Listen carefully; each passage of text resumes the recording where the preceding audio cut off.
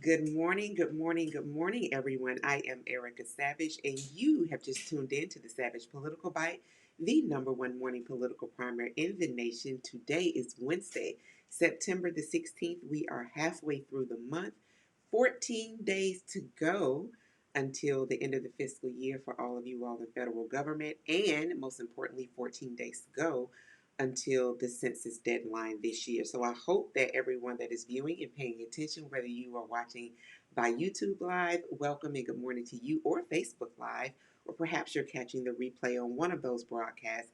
If you have not completed the census, you're still able to do that at 2020census.gov. It's 10 questions, 10 minutes, so you can get the whole family involved if it's a family, or if it's just you, it will be even that much quicker to do. So please check to make sure that people to your right and your left have done it. 2020census.gov. If I said .com before, I meant .gov. And go ahead and complete your census. Online, I want to go ahead and say hello to the Bite Gang coming through strong, 7:30 Eastern Standard Time. How you doing, my favorite? Love you all so much. Good morning, Auntie Dr. Gloria Watson. Always good to see you. My sis, Debbie Parker, is in the building. Good morning to you, Debbie. Also want to say, all right, we got a lot of bike gang coming through. What's up, Einstein? How you doing there, Aunt Carla? Always good to see you. Hello, my brother Ron. What's going on, Sister Joyce? Joyce Elamine. Hello, good to see you, good sister. Um, and there are other people that are coming in as well. So go ahead and drop a comment so I can make sure to say good morning to you. But definitely, if you want to be a part of the Bite Gang members, get the newsletter that comes at the 9 o'clock hour after the Savage Political Bite Live. Go to ericasavagepolitics.com. 6 seconds sign up. You'll be done. All right, everybody. Well, we have officially under 50 days to go until the November 3rd general election, and I hope that we're doing our part by checking our voter registration. We're making sure that people in our circle are registered to vote, and that we have either signed up to be a poll worker, do something to actually impact the election as well. In addition, with our vote, we talked about for a little while on Monday here on the Bite that not only has voter suppression been activated and it's been ongoing for us, many for us in this country since its inception, but voter suppression, the 2016 voter suppression that we saw, particularly the digital voter suppression that has definitely been going on since 2016, that it is still ongoing. There's also voter intimidation, and so if we are going to work as poll workers, if we are actually going to be standing in line to vote, whether people are going to be standing in line on November the 3rd or they're going early voting, whatever the day that you're actually going to vote, do understand this. And this is from a, a person that is going to actually cast their ballot in person, that voter intimidation is one of the tactics that this regime is exercising without they're being very transparent about it, right? Um, I say that because the White House occupant has called for different folks in law enforcement and different people who are supporters of his to make sure that they're out at the polls um, as a poll watcher, so to speak, to ensure that black, brown, and people who are not white are actually following the procedure. Now, all that means is just kind of for many of us that can kind of think about what some of our mothers, fathers, grandparents, aunts, and uncles went through during the 60s, the 50s, and the 60s. Well, this is that time made alive again, right? We saw this with the secretary, maybe we did not, but as a resident of Georgia, Georgia is my home state. In 2010, the Secretary of State, who is the governor, alleged governor of Georgia, I still call him the former Secretary of State, Brian Kemp, but in his active years as Secretary of State, um, he really did kind of lead the way in voter suppression in mass.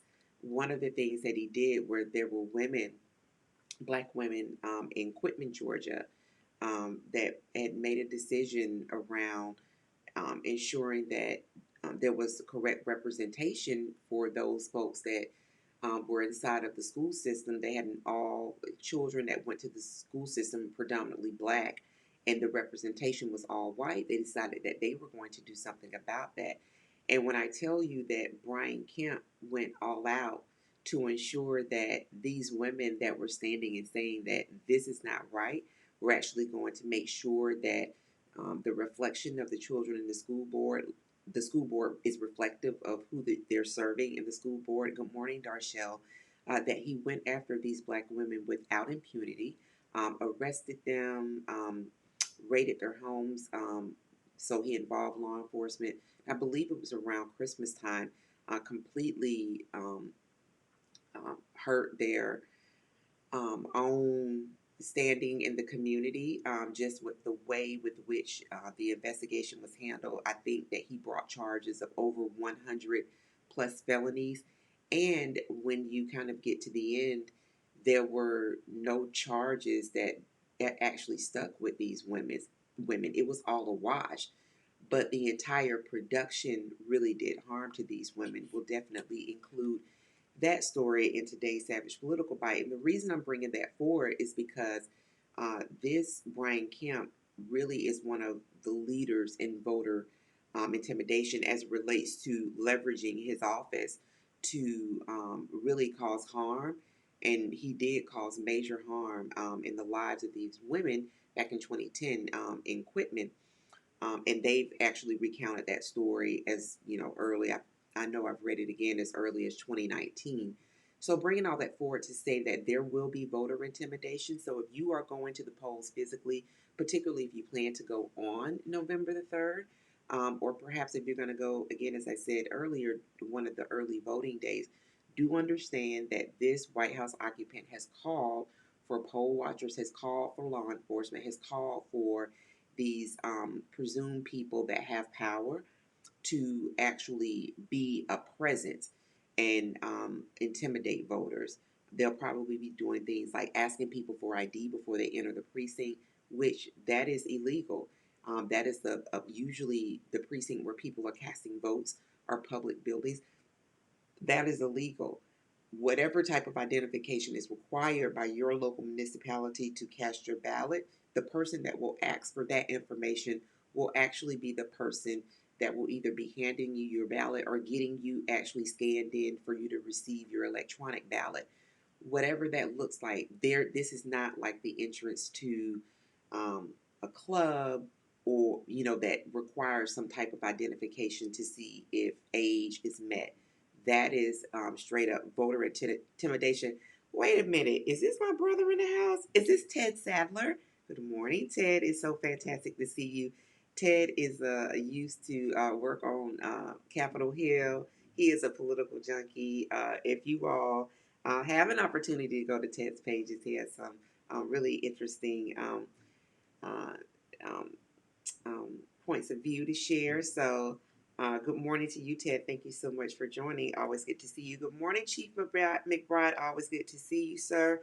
Good morning, Jamila. Jamila, who is doing the justice work, always highlighting what is happening with Black women and women of color that are prosecutors, particularly progressive prosecutors. Thank you for all of the work that you do, Jamila.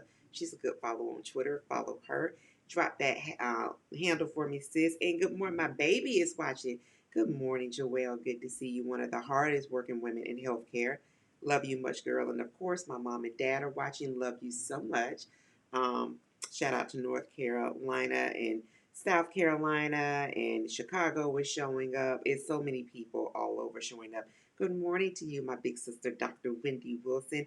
And good morning, Mogul. How you doing there? Sharon Washington. Good morning.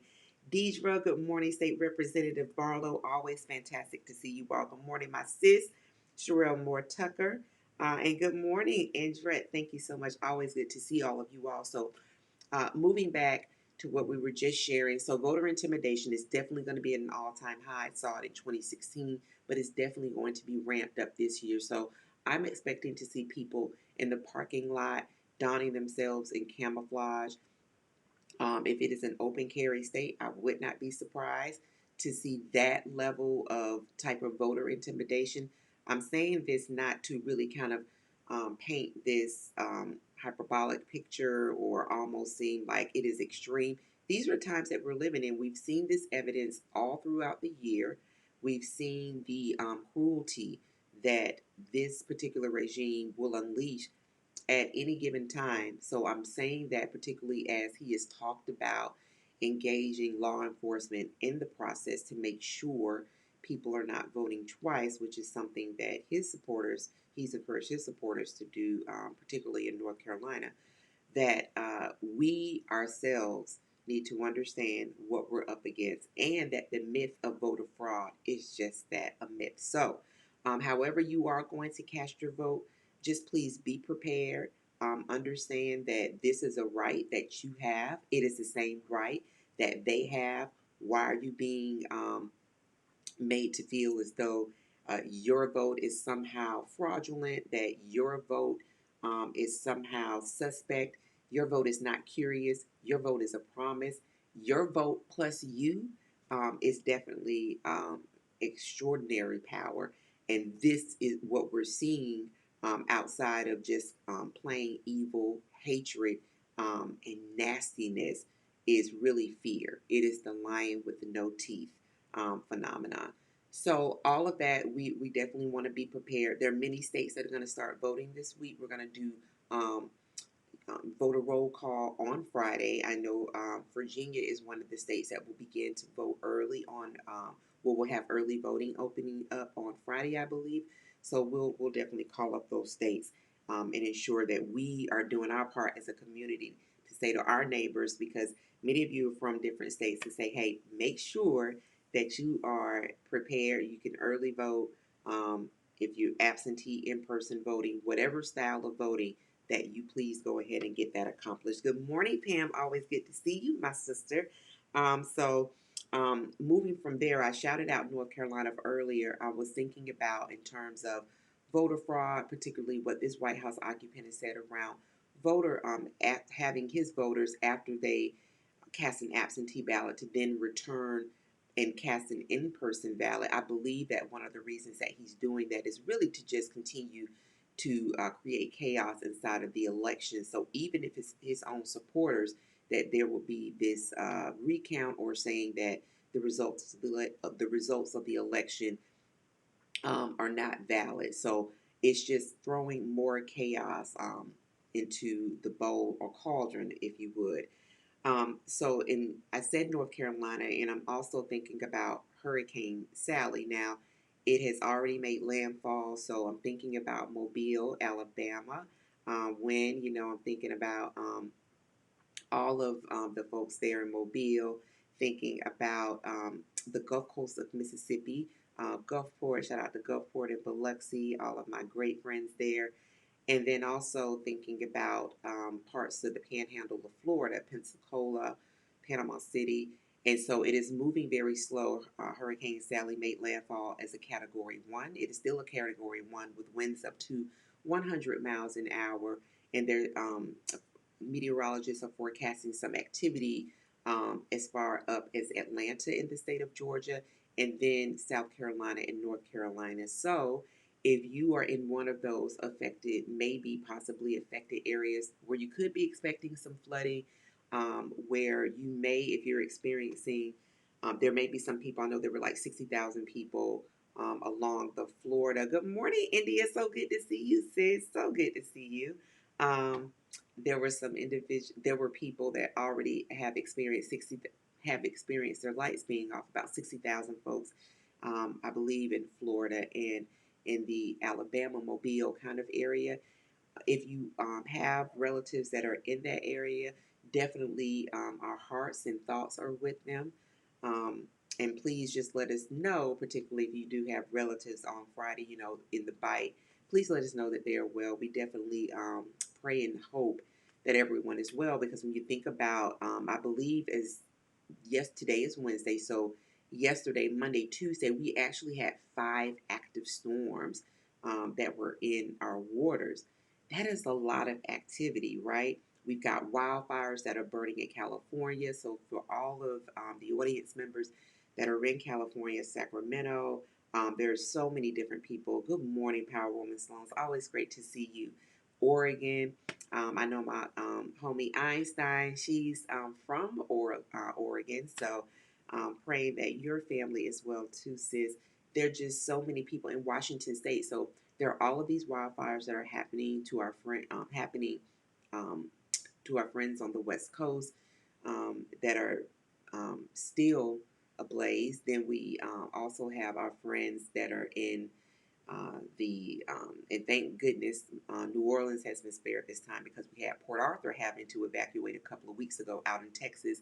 Now we've got our friends in Mobile, we've got friends in Georgia, the Panhandle of Florida, and then we're going to see South Carolina and North Carolina receive some of that storm activity as well. It's a lot that is happening while we have while we're in the midst of a pandemic and while we're still having a crisis of housing. And so there's a lot that is happening right now.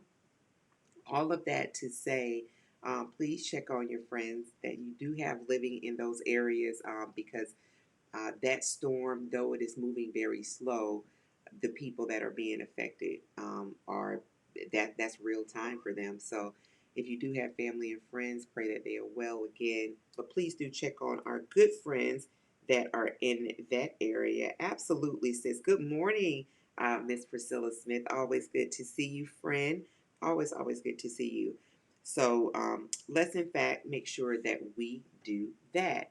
And one of the last things that I kind of want to mention today was around something that definitely is dear to me, because I am from Albany, Georgia. I am from that is Southwest Georgia. It is a rural agricultural community, but has gems such as Albany State University, the unsinkable Albany State University. Shout out to all of the Golden Rams, one of which is my mother and my late grandmother was one of the first graduates in our family from college. She graduated from Albany State College. Shout out to everybody that is an ASU grad and works at that institution that has been in existence since the 1800s.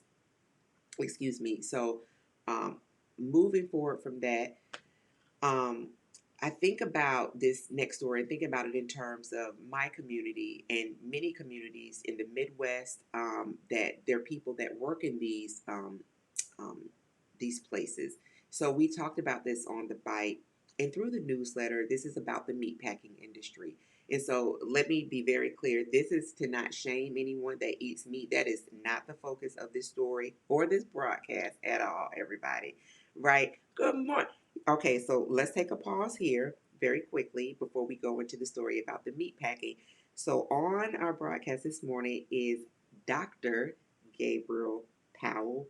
Good morning to you, sir, and congratulations. Here is another young person that is attained their doctorate's degree. He is terminally degree. Congratulations to you, sir. Just want to take a praise break right here and say congratulations to you, sir, and thank you for joining the broadcast live.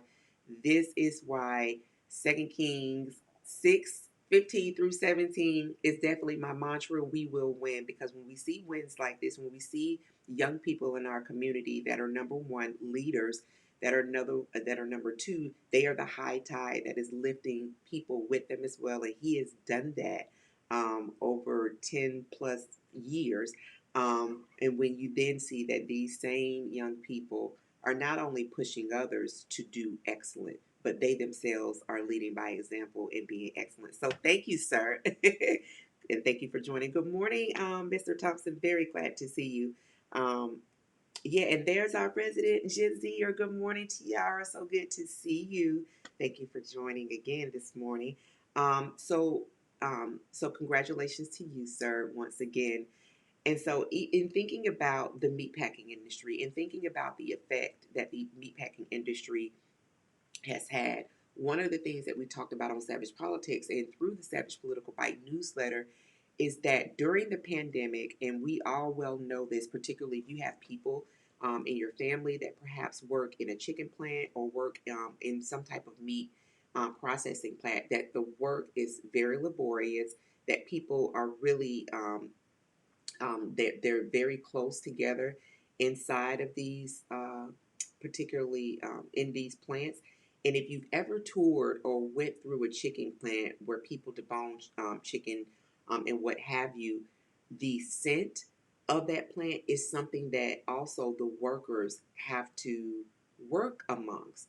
So that smell of, if you've ever had some meat that is spoiled and you've gotten a whiff of it, you immediately know that, hey, that is that piece of meat, right? So saying all of that to say that we have disproportionately black and brown people, particularly black women, that do in fact work in these plants. And we have them within my Southwest Georgia community. We have several of those plants. Moving forward, so during the pandemic, the meatpacking industry said to the this particular White House occupant that they, in fact, wanted to make sure that their doors stayed open, that their lobbyists actually, and we saw this that there were many plants that really did lobby for their particular plants not to close. Now, this is with this set of facts that people that work in meatpacking industries, as you know, we just talked about a moment ago, they're very, very close together. That there is this scent that carries throughout these industries. That the folks that do work in these plants, our brothers and sisters that work in these plants, they do not work for a great deal of money. We're talking about um, you're talking about maybe a few $100 either a week, maybe $1,000 every 2 weeks. I'm not sure, but it is not an incredible amount of money. This is money that people earn by doing very, very grueling work in very close proximity with these smells.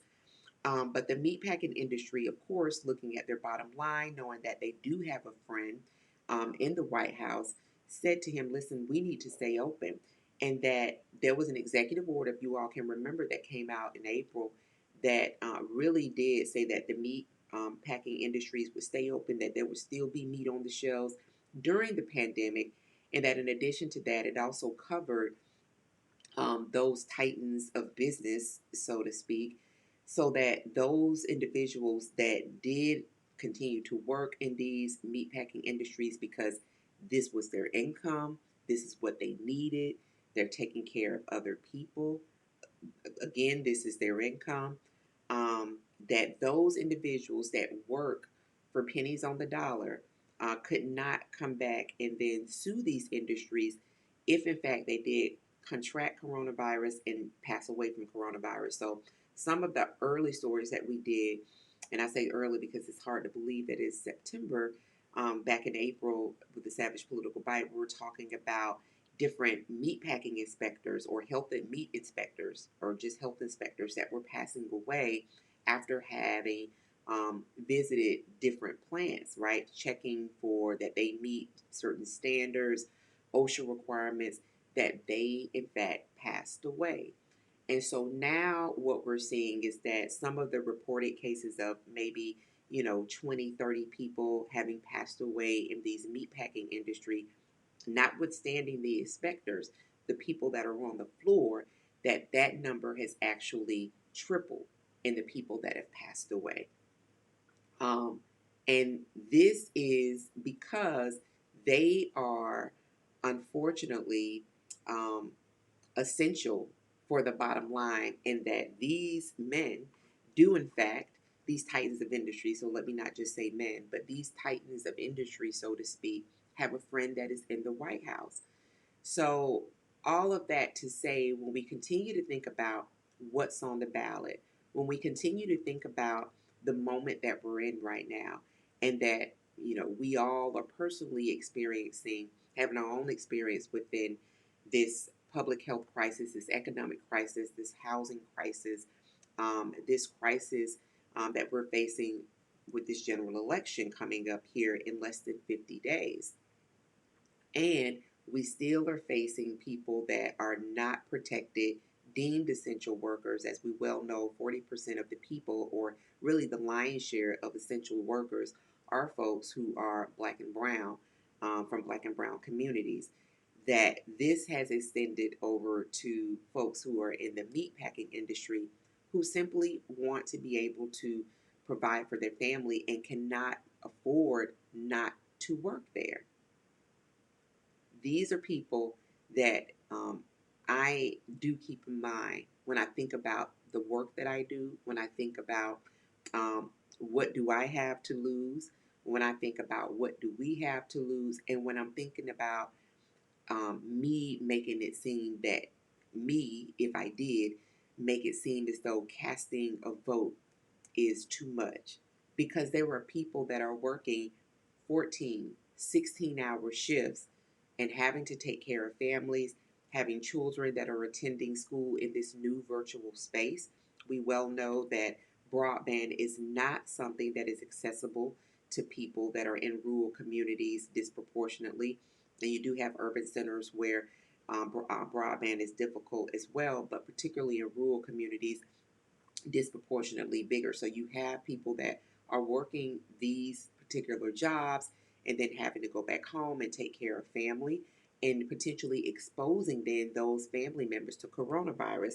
When we start thinking about, and I'm pulling up a piece um, around the around what we're talking about with the meat framing industry. Um, so we're now looking at, let's go back to April 28th, right, where we were talking about, excuse me, when we had some early conversations about the different people that were passing away in these meatpacking plants, contracting coronavirus, feeling very expendable, and having said as much through many pieces. Um, so on April 28th, the White House occupants signed an executive order that we talked about, declaring that operation of meatpacking plants was a national security priority. Everybody caught that? A national security priority, not ensuring that our elections are secured, but the meatpacking industry. And directed his administration to, quote, take all appropriate action to, quote, ensure that meat and poultry processors continue operations, close quotes. Trump also ordered meatpackers to, quote, continue their operations to the fullest extent possible, close quote.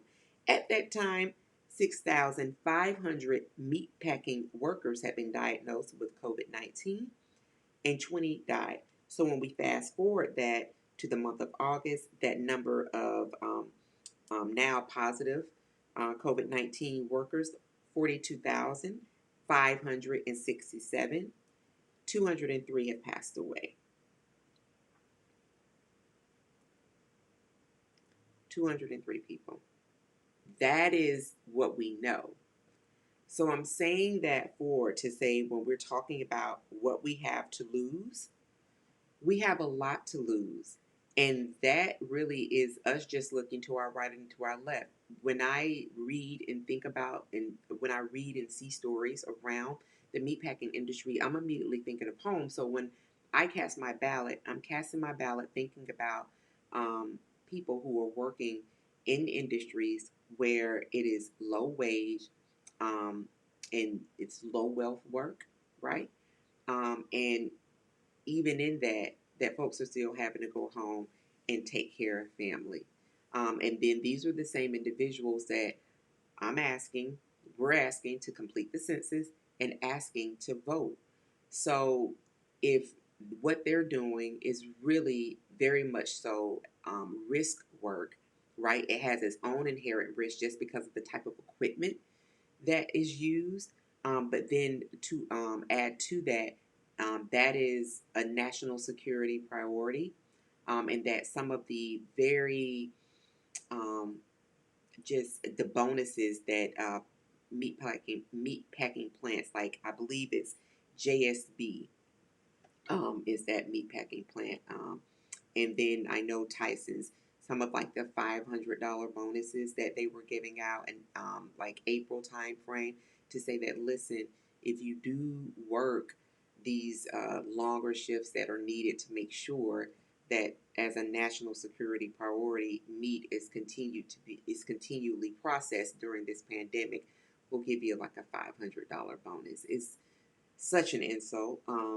But all of that really to say, And my aunt Gloria, Dr. Watson says yes, Purdue definitely needs to go. Yeah, he needed to go when he was governor, and as the acting, not acting, but as the Secretary of Agriculture, he is proven to be very much so a loyalist to this particular regime, particularly when it comes to SNAP benefits, rolling out some of these different programs that these kind of pilot programs where people could have their groceries via SNAP delivered, but people would still have to pay the delivery charge for that.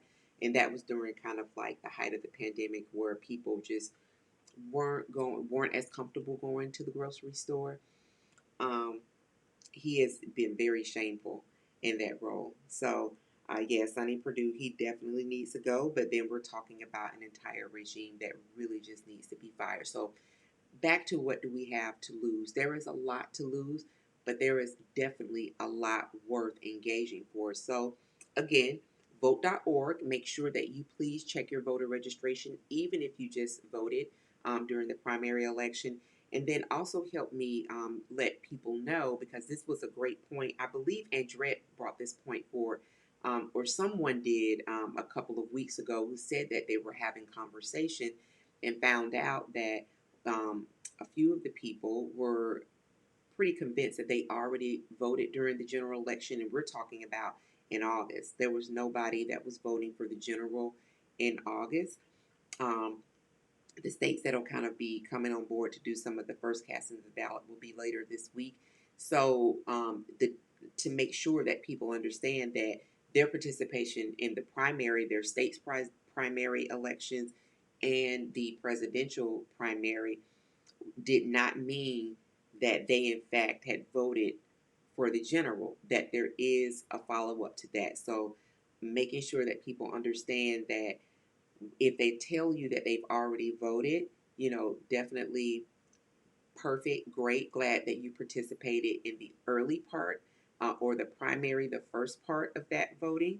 But there is the actual general election participation that really, really we need for everybody to show up on. Elaine Brannon says, "Good morning, Miss Jones. Very good to see you.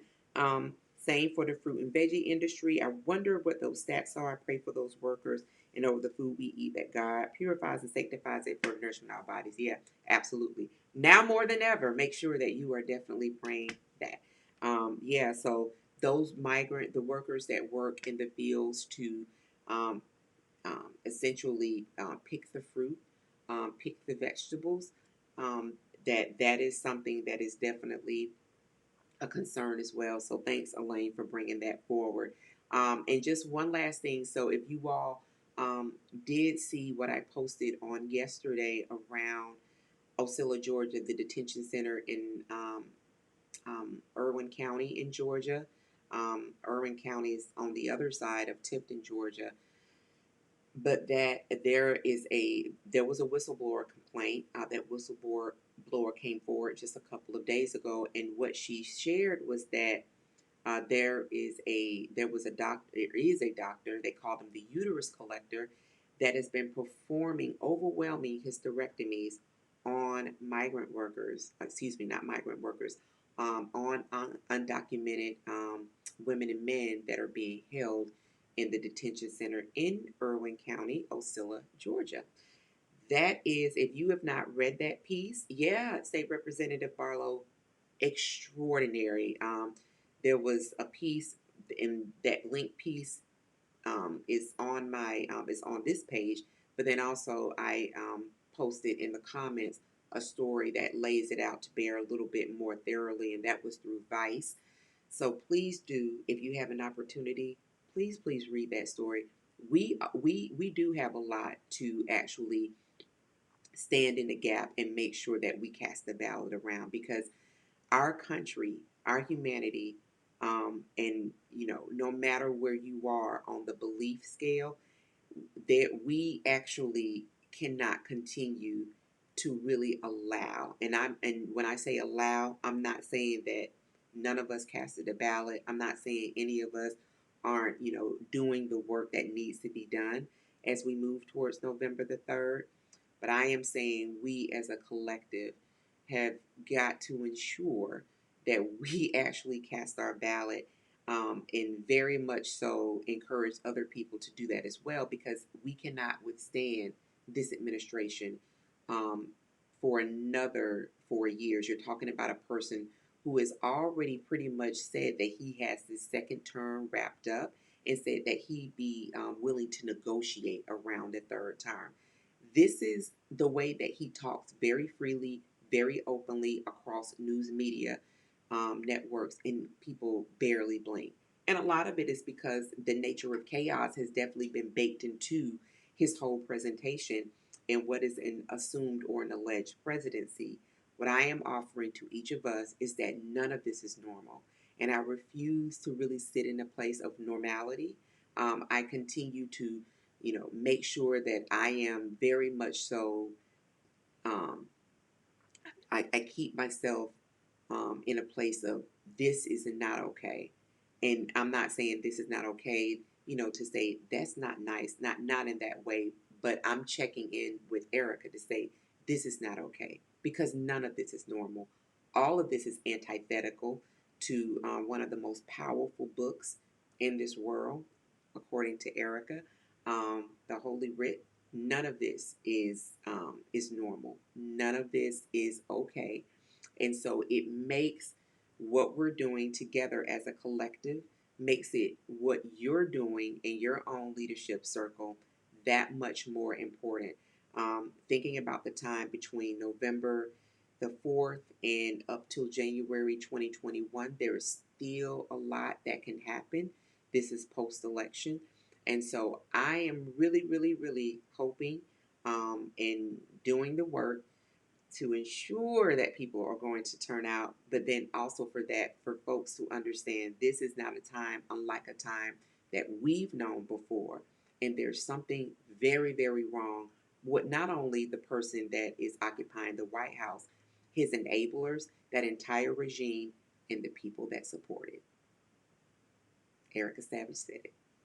All right, good people. Yeah, Gwendolyn, that's right. Good morning to you, sis. Very good to see you. It is pure horror, Dr. Wilson. Pure horror. Pure. Pure unadulterated horror. Wendy says it's not okay. Absolutely. Pam says this administration is embracing, I'm not going to say that thing, and other unheard foolishness. We must go to educate ourselves. Absolutely. And it is being telegraphed across news network to be covered. Now, if you all can remember Dr. Jeremiah Wright, whose health has definitely suffered incredibly in the past 10 years, when the speech that, not a speech, excuse me, one of the sermons that he gave that came under fire, right? And that President Obama designed, and First Lady Obama made the decision to disavow him. I'm bringing that forward because in what he said in that sermon, goddamn America, and the text, when you read through that, he's talking about the unrepentance of this country and what they've done to our native brothers and sisters, who are the first in this land, and then the enslaved folk, my people, who were brought across these shores, millions of bodies lost to work this country, to build wealth. You need not look any further than Wall Street and across these lands where there's cotton that is plentiful, where cotton is king, all of these different places where we have were forced to work because of chattel slavery, and then denied rights, the Three-Fifths Compromise that was written into the Constitution. When people go as far as thinking about the mark of Cain to say that this is the reason that people that are not white definitely deserve to be in the positions that they're in because they're inherently criminals. And they will do what criminals do. And I'm bringing that forward because you have to really consider the background and the thought around black and brown bodies, particularly black bodies, as it relates to this country, right? That labor was something that was forced upon us. When we think about all of that, we think about how Dr. Jeremiah Wright was basically ostracized. It cannot compare with this right wing, white supremacist group, organization, network that has been given a platform and has a fan and a true believer in the White House occupant. And that these are talking points. You can hear what Pam talks about with this particular network. I'm not going to say their name at all. That this particular network of evil beings and these theories that they push, they're very obsessed with pedophilia, which for me is horrifying in and of itself and says a lot about the people that are involved in that. That there is some that does not sit well with me. When we think about that, you can hear them being discussed on news programming in the morning, in the afternoon, and in the evening, and well into the night. Different people that represent those views. Marjorie Greene, who won her primary run in a seat in Georgia, that they have candidates that they have put forward, and people that are in the Senate and in the House, in the wells of Congress, that really do believe and push these theories forward. That they have been given a seat in political discourse. They're a part of conversation, but that Dr. Jeremiah Wright was literally tossed aside for speaking truth and speaking truth from the Holy Writ. So it is amazing to be. We definitely do have a lot to vote for. Great people. Um, Thank you so much, Pam, for bringing that forward. Ron says, great wisdom this morning. Bless you. Appreciate you, brother. Listen, it's what we do because we have to do that. So, thank you so much again, Bite Gang. Thank you, everyone, for those who are new. I appreciate you. I do hope you will join us on Friday. We do this every Monday, Wednesday, and Friday at 7:30. The Bite has been going now for a year. Savage Politics has been in existence for 3 years, and I appreciate each and every one of you all for connecting. I'm inviting you not only to join, but to also share this broadcast. Please share, share, share, share, share. If this broadcast helped you, if it's meaningful to you, please share. Let's do watch parties because we're definitely going to be doing more definitive, having more definitive work here as we kind of um, start to get into the horse race part of this actual political contest. It is meaningful and meaningful to so many different people. We need to do the work ourselves to make sure we're turning out our own people. So I'm asking you to join me, and please make sure that you are asking people to your right and your left, have they registered to vote, particularly those who may be unregistered. Okay, so listen, thank you. It was a pleasure being with you all this morning. Good morning, LaWanda. Oh, thank you, Sherry. Sherry says, enjoy this as always. Thank you. Yeah, we can't no longer, that's right, Rum, no smoke and mirrors. Yeah, everything that's being telegraphed is live and in living color. So thank you, everyone, for joining. Please share this broadcast. Also sign up, ericasavagepolitics.com, so you can be a part of the Bite Gang, get the newsletter, and get the scoop on what's happening from Savage Politics. Listen, so always as we close out the broadcast, remember the first voice that you hear in the morning should be your own voice, and it should be a voice where you are speaking power, where you are actually commanding your day. So I'm asking you to please be kind to yourself and make sure the first voice you hear is a voice of empowerment, and that is your voice over yourself. And then also to make sure while you're in that space of giving yourself that power, giving yourself a bit of wonderful truth about yourself, that you also are taking those 10 purposeful breaths. Y'all, this breath work, I'm telling you, it works. We have our yoga master on here, Sherelle Moore Tucker, who can definitely get you on board with her morning meditations. She's a believer, and so they're believer-led meditations. Would encourage you to do that. But those 10 purposeful breaths, make sure you do those 10 in the morning, and then make sure you do another 10 before you retire for bed. Debbie says, awesome discussion, sis. Have a wonderful Wednesday. Bless you, you as well. So please make sure that you do that. All right, good people. Well, the bite will be coming to you during the 9 a.m. hour. Hope you appreciate that. And if you are more than welcome to share your bite with people that you think there's like a little forward button, you can just forward your bite over to somebody you think that would be interested, and hopefully they will become a part of the bite gang as well. All right, good people. Well, I will see you all Thursday on Roland Martin Unfiltered. Join us for another all-star panel with the incomparable Reese Colbert at Black Women Views. She's got a great following. Follow her on Twitter, and she has a YouTube channel, Black Women Views. Check her out. And the indelible and luminary Dr. Greg Carr, the chair of African American Studies at the Howard University. Great friend Greg and Reese, always killing it.